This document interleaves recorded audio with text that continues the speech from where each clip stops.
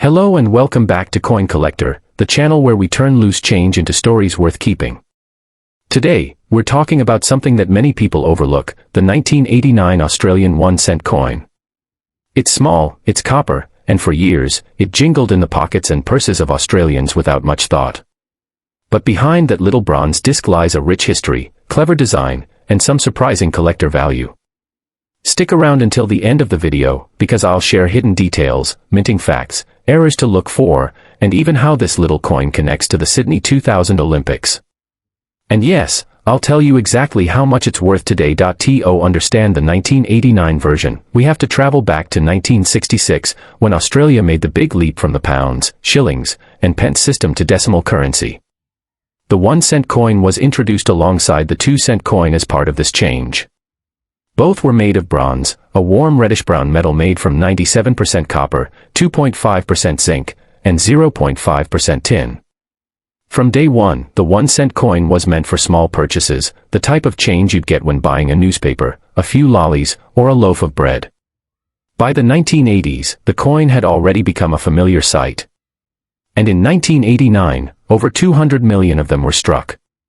That means if you lined them up edge to edge, they could circle around Australia's coastline many times. Let's talk about the heads side. In 1989, the obverse featured the Raphael Maklav portrait of Queen Elizabeth II, which was first used in 1985 and remained until 1998. This portrait shows the Queen wearing the George IV state diadem, the crown famously worn to the state opening of Parliament. The design was a step away from the earlier, younger-looking portraits, instead portraying the Queen in her middle years with a dignified, regal presence. The detail is incredible, from the curls in her hair to the tiny jewels in the crown. On high-grade 1989 coins, these details pop sharply, and collectors always PRI. Now, the reverse, the tails side, was designed by Stuart Devlin, the same artist responsible for many Australian coin designs. It features the feathertail glider, one of the smallest gliding mammals in the world. These adorable creatures can glide for distances of up to 20 meters, despite being only 6 to 8 centimeters long and weighing as little as 10 grams. Devlin was known for celebrating Australia's unique wildlife on coins, and the 1-cent coin is a perfect example of his work, simple, balanced, and full of life. In a way, the feathertail glider symbolized the 1-cent coin itself, small, light, but carrying a surprising ability to travel. In 1989, the Royal Australian Mint in Canberra struck approximately 206 million 1-cent coins for circulation. This was still a time when the 1-cent coin was heavily used. But inflation was already making it less practical for day-to-day spending. Prices for even the smallest items were rising, and many retailers were starting to round prices to the nearest 5 cents. Yet in 1989, no one knew that within just 3 years, the coin would disappear from pockets forever. The withdrawal of the 1-cent coin was officially announced in 1990, and production slowed. By February 1992, the coin was officially removed from circulation, along with the 2-cent coin. The government's reason was simple: the coins cost more to produce than their actual face value, and they no longer served a significant purpose in everyday commerce. What happened to all those coins?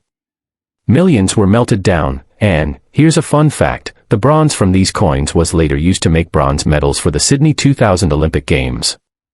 So, it's possible your 1989 coin had a second life hanging around the neck of an Olympic athlete.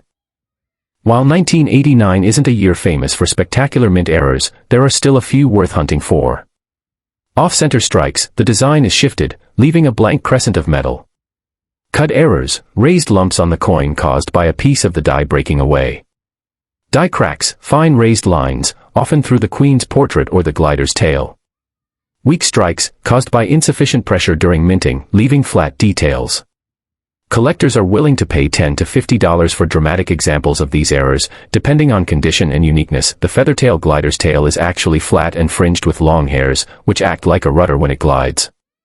Despite being withdrawn, 1-cent coins are still legal tender in Australia, though shops aren't required to accept them. The 1989 issue is one of the last full mintage years before production began winding down. The 1989 Australian 1-cent coin may be small, but it tells a big story, from the early days of decimalization, through decades of everyday use, to its final years before retirement. So, if you've got one lying around, don't just see it as a useless old coin. It's a tiny piece of Australia's history, and maybe, just maybe, it's worth more than you think. If you enjoyed today's deep dive into coin history, hit that like button, subscribe to Coin Collector, and ring that bell so you never miss another story from the world of numismatics.